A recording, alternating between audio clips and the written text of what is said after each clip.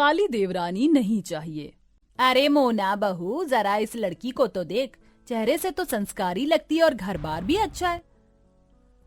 अच्छा, जरा दिखाइए। कमला अपनी बहू मोना के हाथ में तस्वीर देती है, जिसको देखकर मोना कहती है, माँ जी, बाकी सब तो सही है, लेकिन इस लड़की का रंग कुछ काला नहीं है। मुझे कोई काली देवरानी नहीं चाहिए। है? जरा दिखा तो। नहीं ना बहू, ये तो बस सांवला सा रंग है, न काला है न गोरा। माँ जी, मुझे कोई सांवले या काले रंग की नहीं, बल्कि अपनी तरह ही गोरी चिट्टी और सुंदर देवरानी चाहिए। इन तस्वीरों में जितनी भी लड़कियां सारी की सारी बदसूरत और काली हैं। मुझे इनमें से एक भी अच्छी नहीं लगी। मोना ऐसे बोलती हुई चली गई। कमला की बहू मोना बहुत सुंदर और गोरी थी, जिसकी वजह से उसे अपने रंग रूप पर बहुत ज्यादा घमंड भी था। वहीं कमला को अपनी बहू की ये बात पसंद नहीं थी, लेकिन अगर वो उससे कुछ बोलती थी तो मोना उल्टा उसे ही सुना देती थी, जिसकी वजह से कमला भी उससे कुछ नहीं कहती थी। सारी लड़कियां बदसूरत है, आई बड़ी ज्यादा खूबसूरत बनने वाली। इसे तो मुझे किसी भी लड़की की तस्वीर दिखानी ही नहीं चाहिए थी। माँ छोड़िए, आप तो जानती हैं भाभी जी तो ऐसे ही करती हैं। उन्हें अपने रंग रूप पर इतना ज्यादा नाज है कि वो सभी को एक लकड़ी ही आंकती हैं। मीरा ने कमला को समझाया। कमला अपने छोटे बेटे निखिल की शादी के लिए लड़की ढूंढ रही थी, लेकिन जो भी रिश्ता आता था उसे मोना लगने से पहले ही टुटवा देती थी। माँ, मुझे नित्या बहुत पसंद है और आपको तो मैंने बताया भी था, तो जब उसके घर से रिश्ता आया तो आपने उसे अपनाया क्यों नहीं? बेटा, मैं क्या करती, मैं तो। क्या देवर जी, आपको भी वो काली कलूटी सी पसंद है? अरे अपने लिए कोई ब्यूटीफुल और गोरी सी लड़की ढूंढिएगा जो मेरे साथ भी खड़ी हुई अच्छी लगे। मुझे कोई काली देवरानी नहीं चाहिए।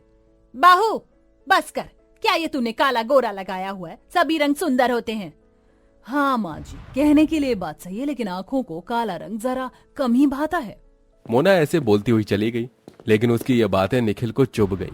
निखिल को नित्या नाम की एक सांवली सी लड़की काफी पसंद थी। उसकी मोना ने बेइज्जती की थी।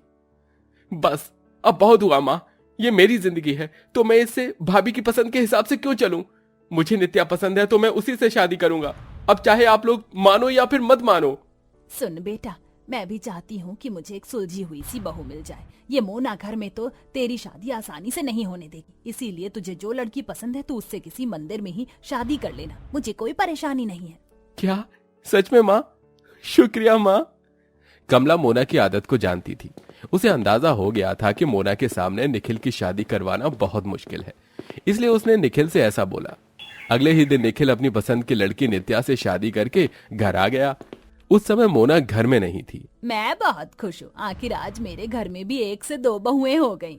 कमला ने खुशी खुशी अपनी बहू का स्वागत किया और नित्या घर में आ गई। कुछ देर के बाद मोना भी शॉपिंग करके घर लौट आई। हाँ, बाहर कितनी गर्मी थी। मीरा, जरा एक गिलास पानी लाना। मेरा तो पूरा गला ही सूख गया। लीजिए। मजा आ गया, शुक्रिया। तुम कौन हो? क्या तुम हमारे घर में कोई नौकरानी हो? लेकिन माँ जी ने तुम जैसी काली नौकरानी क्यों रखी है? माँ जी। हाँ बहू बोल। माँ जी, ये कल्लो कौन है? जबान संभाल के बहू, ये इस घर की नई बहू है, तेरी देवरानी। क्या? ये इतनी काली मेरी देवरानी है? बहू, रंग रूप इतना भी ज्यादा मायने नहीं रखता है, शर्त है कि इंसान का दिल अच्छा हो। उस अच्छे दिल का क्या आपको अचार डालना है? अरे माँ जी, अगर आपको अपनी इज्जत की परवाह नहीं थी तो कोई नहीं, लेकिन एक बार मेरे बारे में तो सोचा होता। चल चुप कर, अगर तेरे बारे में सोचती तो मेरा बेटा कंवारा ही मर जाता। तुझे तो बस रंग की पड़ी है, इतना घमंड अपने ऊपर अच्छा नहीं है बहू। चुप कीजिए आप माँ जी, आपकी तो शायद अकल ही खराब हो गई है। आपको ये काली ही मिली थी घर लाने को। बस कीजिए जेठानी जी, मुझे घर में आए हुए 1 दिन नहीं हुआ और आप मेरे बारे में न जाने क्या क्या बोल रही हैं। हाँ, माना मेरा रंग काला है, तो क्या मुझे शादी करने का अधिकार नहीं है? अगर सभी आपकी तरह ही सोचने लगे तो काली लड़कियों की तो कभी शादी ही नहीं होगी। हाँ तो ना हो, वैसे भी किसी काली कलूटी को अपनी पत्नी बनाने से अच्छा कि वो इंसान कुंवारा ही मर जाए। मोना ऐसा बोलती हुई चली गई।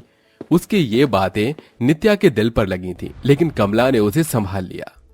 बहू, तू मेरी बड़ी बहू की बातों का बुरा मत मानना, ये जरा रंग रूप ज्यादा देखती है, लेकिन मुझे यकीन है कि अगर तू घर में अच्छे से रही तो वो दिन दूर नहीं जब ये भी तुझे अपना लेगी, इसीलिए तू दुखी मत हो। मैं अपनी कोशिश नहीं छोड़ूंगी माँ। उस दिन से ही नित्या अपनी जेठानी को भी राजी करने की कोशिश में लग गई। उसने शाम में सभी के लिए अकेले ही खाना बनाया, जिससे कि उसकी जेठानी खुश हो जाए, और अगली सुबह जल्दी उठकर घर के सभी कामों को भी निपटाया। लेकिन क्या कर रही हो? भाभी, वो मैं कपड़े धोकर निपटी थी, आपको कुछ धुलवाना है क्या? इयो, तुम्हारे काले काले हाथों से तो मुझे कुछ भी नहीं धुलवाना है। तुम्हारे इन काले हाथों का क्या भरोसा, इनसे धुले कपड़े पहन के अगर मैं काली हो गई तो? ना बाबा ना, मैं तो खुद ही अपने कपड़े धोऊंगी। अच्छा ठीक है, जैसी आपकी मर्जी। मोना की बातें सुनकर नित्या उदास हो जाती थी, लेकिन फिर वो खुद को संभाल लेती थी। ऐसे ही सिलसिला जारी था। बेचारी नित्या ने ही पूरा घर संभाला हुआ था, लेकिन मोना के दिल में अभी भी उसकी जगह नहीं बन रही थी। उसके जो मुंह में आता वही नित्या को बोल देती थी। मोना हमेशा यही चाहती थी कि किसी भी तरह से नित्या उसके घर से चली जाए, लेकिन नित्या उसकी बातों को ज्यादा दिल से नहीं लगाती थी। ऐसे ही एक दिन, ये नित्या बस बहुत दिन रह ली मेरे घर में, अब मैं इसे बर्दाश्त नहीं करूंगी। आखिर माँ जी और देवर जी को इस काले साये में क्या दिखाई दिया था? लेकिन जो भी हो, अब सभी को वही दिखेगा जो मैं दिखाना चाहूंगी। मोना ने अपने दिल ही दिल में एक साजिश रची। जब नित्या खाना बना रही थी तब उसने खाली कुकर को ही गैस पर चढ़ा दिया, लेकिन खुशकिस्मती से जब नित्या किसी काम से किचन से बाहर आई तभी वहां पर कुकर फट गया। हे भगवान, ये कैसी आवाज थी? हे भगवान, ये आवाज तो रसोई से आई थी। बहू, जल्दी जाकर देख। कमला और नित्या जल्दी से रसोई में गई। उसी वक्त वहां एक्टिंग करती हुई मोना भी आ गई। ओ गॉड, ये कैसी आवाज थी? मम्मी जी, सब कुछ ठीक तो है ना? ओ माय गॉड, ये क्या हुआ? हाँ, सब कुछ वैसे तो ठीक है। शुक्र है कि बहू तू अंदर नहीं थी, वरना आज तो ना जाने क्या हो जाता। मोना वहीं गैस के पास खड़े होकर सोचने लगी। पीछे उसका साड़ी का पल्लू आग में जा रहा था, जिसकी वजह से उसमें आग लग गई। मोना का उसके ऊपर ध्यान भी नहीं था, लेकिन नित्या ने उसे देख लिया। अरे नहीं, ये कल्लो बच गई। अरे नहीं, भाभी भाभी देखिए। अरे नहीं, ये क्या हुआ? बचाओ बचाओ कोई मुझे। नित्या जल्दी से अपनी जेठानी के लिए पानी भरकर लाई और उसके पल्लू की आग को बुझाया। भाभी भाभी, आप ठीक तो हो ना? जिस नित्या का चेहरा खराब करने के लिए मोना ने चाल चली थी, उसी नित्या ने उसे बचाया था। अब इस हादसे के बाद मोना को अकल आ गई और उसे अपनी गलती का एहसास हुआ। हाँ, मैं ठीक हूँ। ये कितनी अच्छी है, मैंने इसके साथ क्या कुछ नहीं किया, कितना बुरा भला कहा, लेकिन इसने मेरी मदद की। मैं आज तक कितनी गलत थी। कहाँ खो गई बहू? इधर आ। कमला ने मोना को सोफे पर बिठाया, जिसके बाद नित्या उसके लिए नींबू पानी बनाकर लाई। ये लीजिए भाभी, आप ये पीजिए, आपको अच्छा लगेगा। शुक्रिया नित्या। मोना ने नित्या के हाथों से नींबू पानी लेकर पी लिया।